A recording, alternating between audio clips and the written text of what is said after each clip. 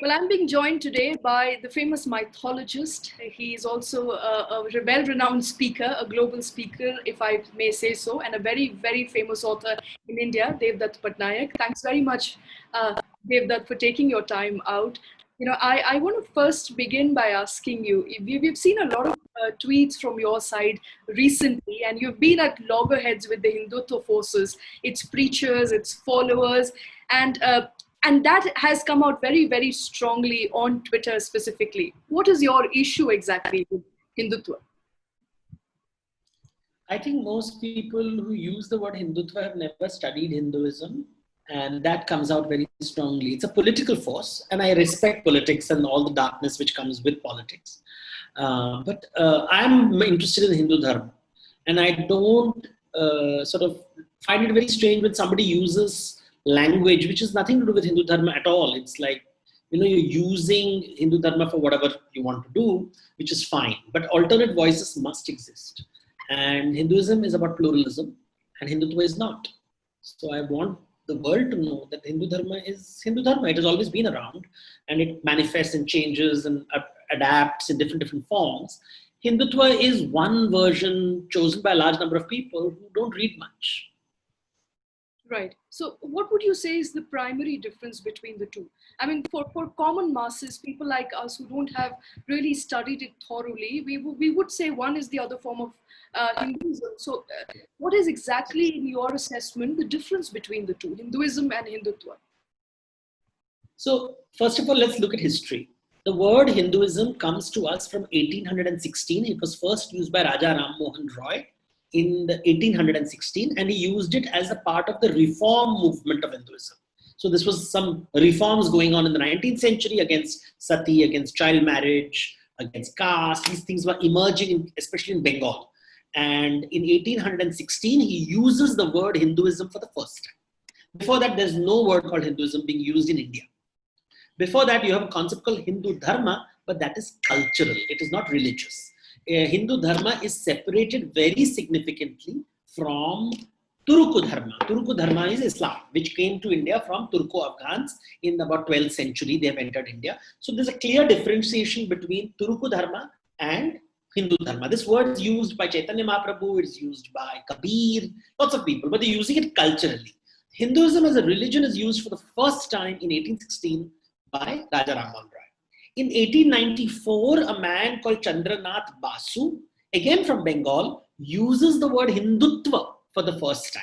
First time he uses the word Hindutva for the first time, and he is opposing the reforms movement. He thinks the reform movement is a Trojan horse to destroy Hindu values with Western values. So it doesn't like reforms. It's against a reform.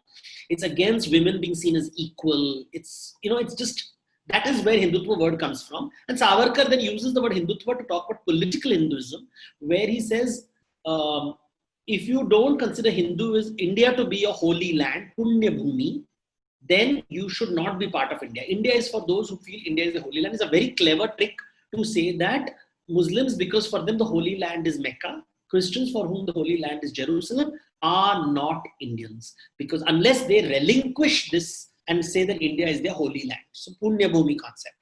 That's how it comes. But at today's level, Hindutva is a political movement which does not allow alternate ideas of Hinduism. It doesn't debate, and debating is a Western concept. It's not a Hindu concept. Hindu concept is samvad. Shastrarth is conversation to improve and refine your thoughts. It is not meant to oppose and challenge your thoughts. So when people yell and scream and use words to shout and silence you, that is Hindutva. That's a classic visual of a Hindutva. A classic visual of a Hindu Dharma would be, let's talk about it to make our country a happy, positive, and successful place. A good Hindu will talk about Shubha Mangalya, success, prosperity of India, of this land, of this people. It is not about people who run away from India because they want economic benefit and then suddenly remember India and basically hate other people. A lot of hatred embedded in the yelling and the screaming, not listening. You know what is Hinduism? Shruti, Vedas, listen, darshan, look. Hindutva does not believe in Shruti, doesn't listen. Darshan, they don't see. So, right. very big difference. No? If I'm you glad don't do you spoke Shruti, about. I'm glad you spoke about yelling and shouting and debating versus listening and absorbing and trying to gain knowledge. You recently tweeted about it. You said that's one reason why you don't go into TV debates, because there is no transfer of knowledge. All that there is there is. yelling and shouting. There is no Saraswati. No? Hindutva doesn't care for Saraswati. Saraswati is knowledge. And if there is no knowledge, we will never be a successful country. The British tried to destroy our knowledge. The Mughals didn't know what to do with our knowledge. They didn't expand themselves. They were very inward looking. They were only interested in pleasures, and they were not interested in, the whole world was changing in the 15th century, 16th century. The Mughal Empire was not interested in that the world changing. Europe is changing. The world, they were not interested. And then you see they're not interested in expanding your mind. So Saraswati jahan nahi hogi, Lakshmi jahan nahi hogi, Durga jahan nahi hogi, wahan pe Hindu dharm kaise hoga? So when I look at Hindutva, I'm listening, I'm like, okay, I don't see Saraswati because they don't believe it. They hate historians, they hate economists, they mock every Pandit. Pandit Ninda. I've never seen this level of Pandit Ninda anywhere else in the world. Nowhere in the world you will do Pandit Ninda. So Saraswati is being abandoned. Our economy is down, which means Lakshmi is not worshipped. Our security is in a mess. I'm still not sure whether China is in India, occupied India. We don't know anything. Somewhere, some people tell me China has occupied some parts of India. Some people don't. We are not. We are afraid of China. मतलब दुर्गा भी नहीं है. तो ना लक्ष्मी है, ना सरस्वती है, ना दुर्गा है. इसे हिंदू धर्म थोड़ी ना बोलेंगे. ये कुछ और ही है. Okay. And you named a lot of female deities. You named Durga, Saraswati, Lakshmi. I want to get your view on how Hindu mythology actually treats women, since you named so many women deities. Although we pray to them, but many people, youngsters, millennials, say that mythology, Indian mythology, Hindu mythology, is inherently sexist. Do you think that's a very microscopic view of mythology? See, all religions are sexist. All cultures are sexist. Japanese, Chinese, Vietnamese, wherever you go, you will find sexism. So it's nothing unique to India. So first, let's get that out of the way. Every culture in the world, the Europeans were sexist, Americans are still sexist. So sexism is universal. It is not unique to Hinduism. So Buddha leaves his wife and becomes the Buddha. What is that? Vinaya Pitaka has more rules for women than men. The Pope does not believe that women can become part of the clergy. In Islam, I have yet not seen a muezzin who is a female. And all the women have to cover themselves, and little baby girls are also going to wear a hijab. I mean, that's not sexism. What is? So religion, by definition, as we have seen it today, is sexist. So let's get that thing. Now we are in the 21st century. Now Hinduism allows itself to be adapted. And I can tell you stories after stories in mythology which talk about where women are treated as equal. Draupadi demands that how can my husband gamble me away? Am I her property? For example, I always tell people that in the Bible you have that thou shalt never covet thy neighbor's wife. But you never have a line which says thou shalt not covet the neighbor's husband. Because wife is property, husband is not. So everywhere in the world you will have this sexism. So it's nothing unique to India. In the 21st century, religions have to redefine themselves, and Hinduism lends itself to redefine itself very beautifully. And we are the only culture where you have an image of gods with Ardhanareshwar, where man and women are considered equal. The goddess, without the goddess, you cannot be a god. There's Dampatya, male and female form. Ram with Sita, Krishna with Radha, Shiva with Shakti. But you see Hindutva posters, you'll always see Ram without Sita. Krishna is always shown without Radha. Shiva is always shown without Parvati. So the feminist part is removed completely. So that cannot be Hinduism. Hindu dharm जो होता है वहाँ पे दाम्पत्य बहुत important है. So Tirupati Balaji will have a goddess. Wherever it is, the goddess is very important. So without the goddess, there is no God. So you cannot be divine without the goddess. So the goddess and the god play a complementary role. So I believe Hinduism allows for a very modern and 21st century approach to life, and it's very compatible with 21st century discourses, which I don't find other religions, and certainly not Hindutva, aligned with this 21st century view of the world. They're still in the 19th century. They're still talking about Macaulay and Max Muller. I mean, old fuddy-duddies who have been rejected 100 years ago. Right. So if I am to read what you just said, you said all religion and all cultures are inherently sexist, but Hinduism has room for change, for maneuver, for subjective reading. Is that what you're saying? See, when I say Allah in Islam, I don't see a female form. When I say Jehovah in Hinduism, I don't see a female form in front of me. When I go to the Sistine Chapel, I will see Jesus, I don't see the female form. But in Hinduism, I have female forms as divine. It's a big, even Krishna in the Bhagavad Gita will say, I have two yonis, I have two wombs. You don't use this kind of language in any other religion. You don't find it anywhere. So that's the Hinduism. That's why I find great comfort in Hinduism. It's very fluid, it's adaptable, it changes with time, and that's what makes Hinduism unique. As you want to call it religion, you want to call it whatever. The fact is, it is organic and it's from the land. You're born into it. You can't become a member of it. You can't exit it. You can't enter it. It's just who you are when you are an Indian, and that's what it is. Right. Now, that brings me to an interview I suppose you gave to a print publication, Devdutt, in which you have written about your views against Sabrimala, and you said and you quoted something about how Sabrimala judgment by the court harms the heterogeneity of views, as far as the cultures in India is concerned. What did you mean by that? See, I've written many things on Sabrimala, so I don't remember which one you're talking about. See, broadly it is that, they're trying to zero in on one temple and compare that, women are not being allowed. Women are not allowed in so many places. I yet have to see a bishop who is a woman. Many would say this is a start. No, the thing is, the fact is, things change over time. So this judgment currently is saying that women shouldn't. It doesn't create egalitarian societies that way. You have to take people along. And you have to take people along, and when decisions of the judgment are for one religion and not for other religions, then it doesn't create a plural society. The judgment could have been all religious places must be equal to women. Now that's a different kind of judgment. All religious places should be open to women. Is very different from Shbarimala has to be open to women. So for me, there is this kind of a.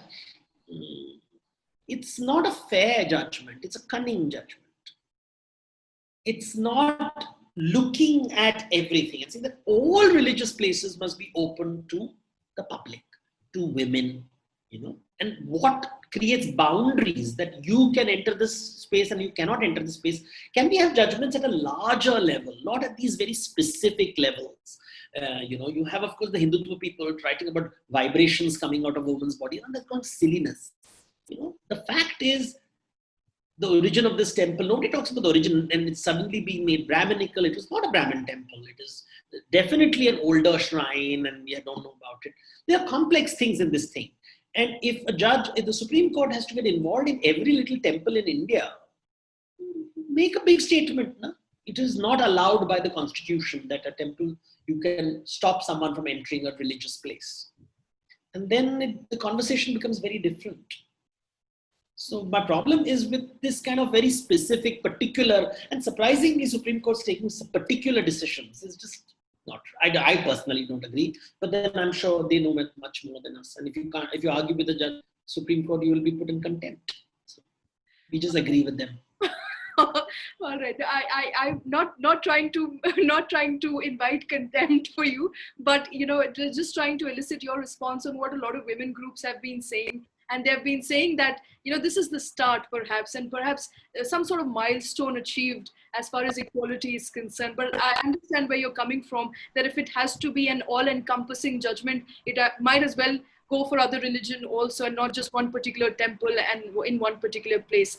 I want to go back to your tweets, and that's where you have quoted a lot of controversy.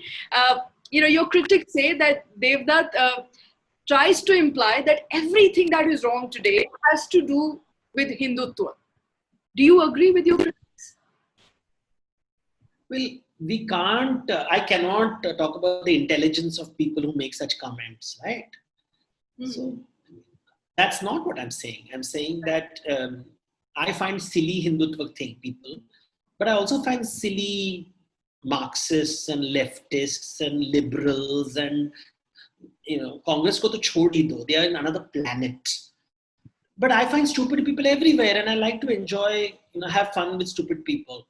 It's just that right now, a lot of Hindu, because they feel stupid, because they're being cornered, they feel very, victimized and all that. But if it's not, I don't look at are you Hindutva or not. I just find something silly and I write about it.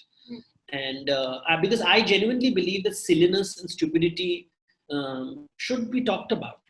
Let's, bring it out of the closet. Why not call silly people silly and stupid people stupid?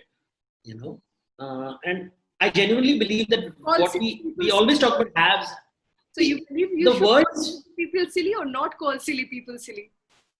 Call them out, because they're being silly. Because you see, we always use things like privilege, entitled. Can we use the word silly and stupid and smart?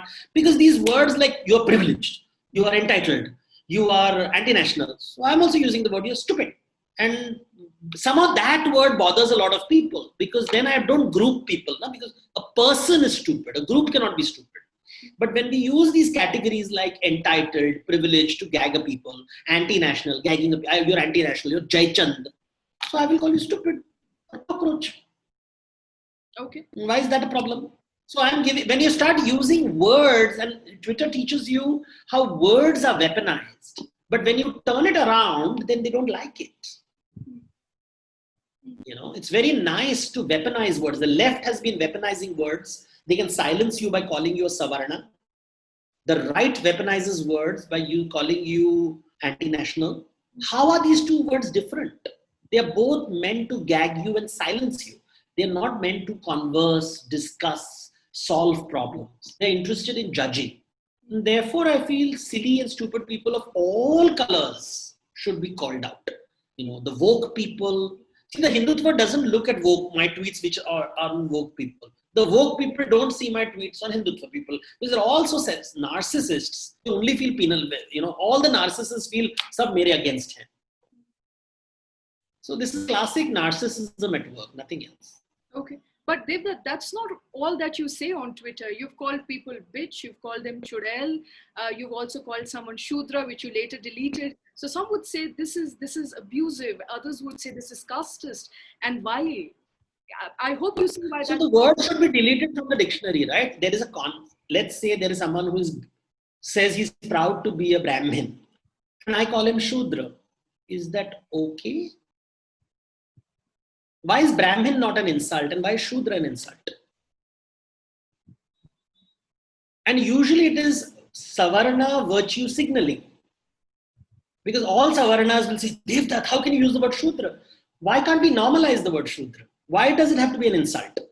Why is Brahmin not an insult? Why is Shudra an insult? Who made Shudra an insult? Why is bitch the word insult? Why is it an insult? It's a female dog.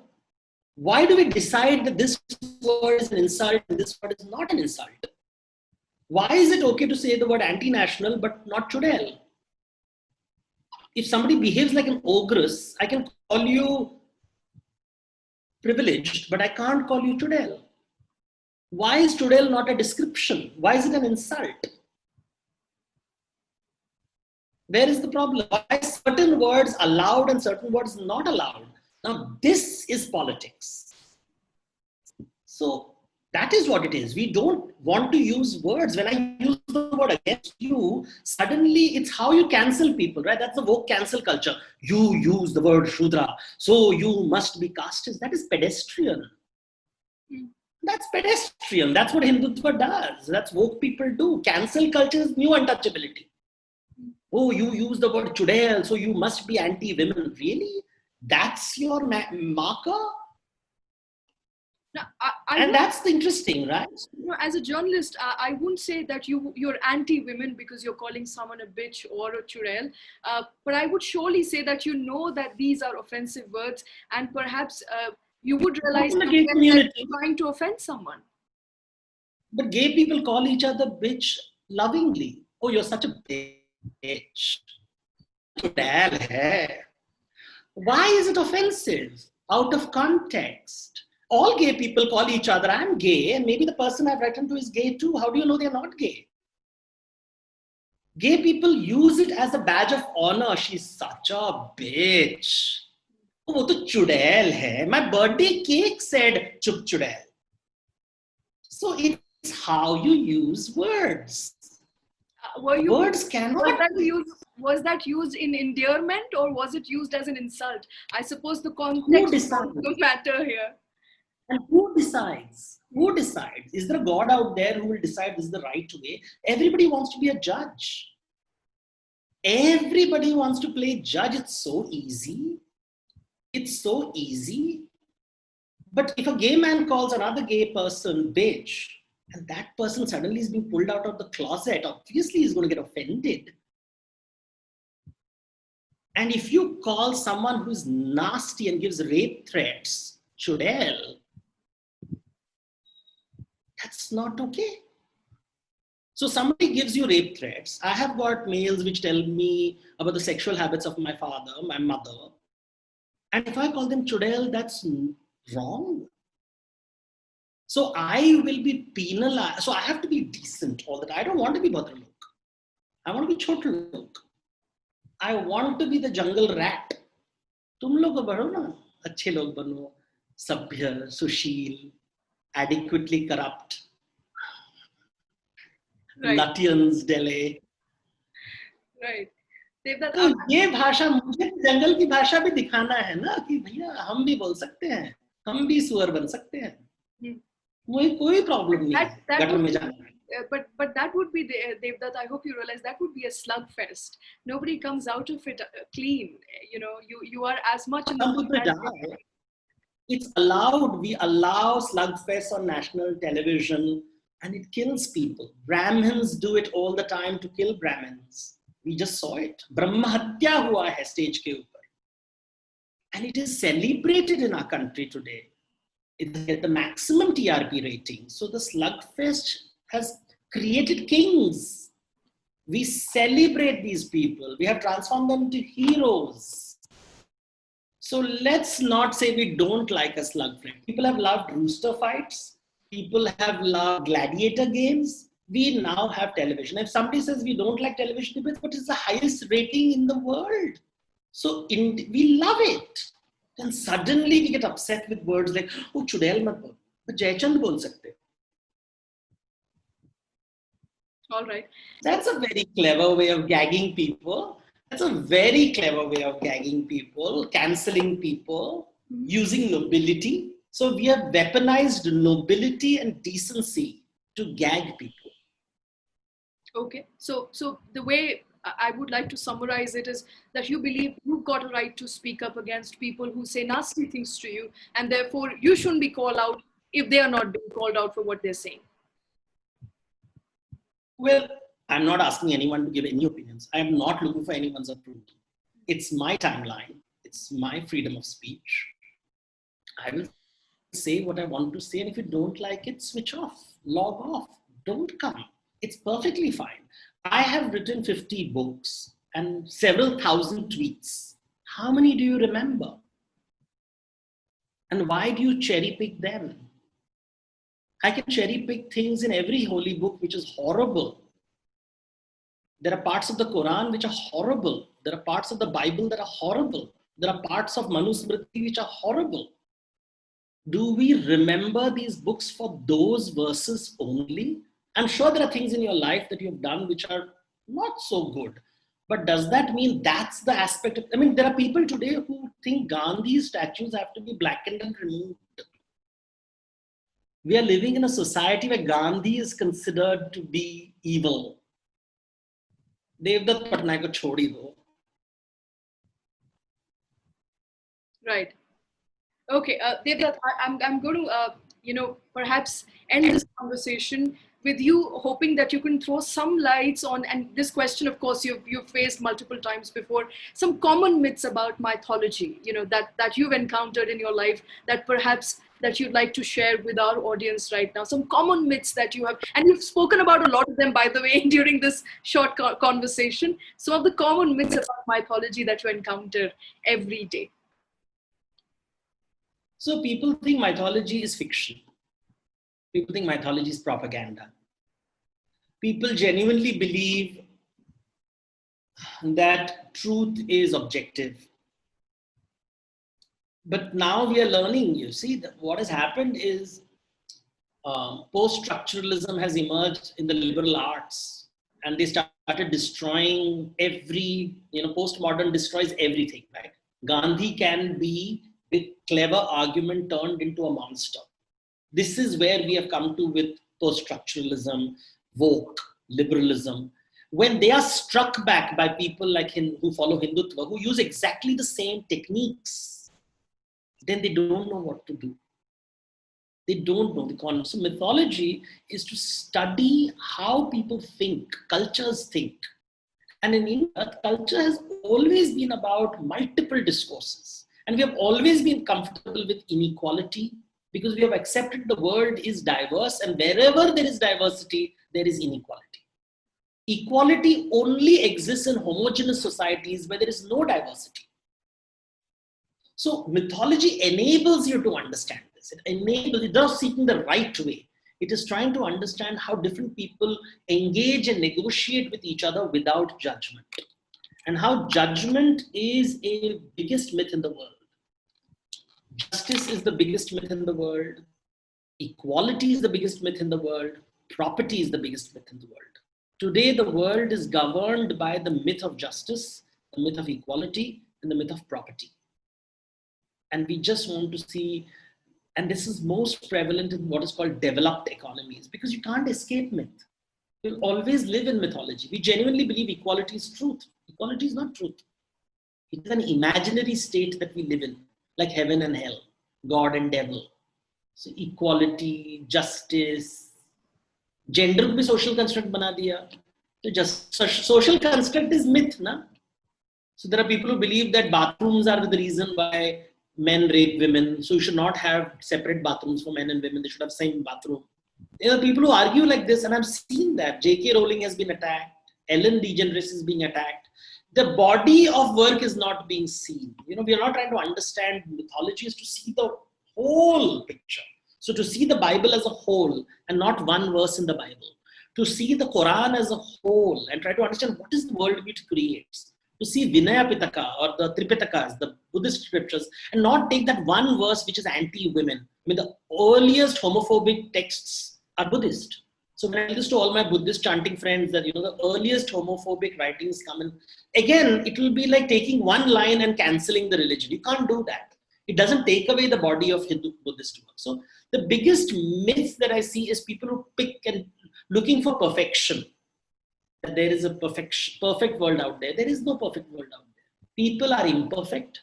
Everybody has a flaw. And if you want to play judge, remember, judge is an Abrahamic concept, not a Hindu one. Devdutt Pattnaik, thanks very much for your time. It's been an absolutely enlightening conversation. Thank you so much. Welcome. Thank you so much, sir. Thank you for your time.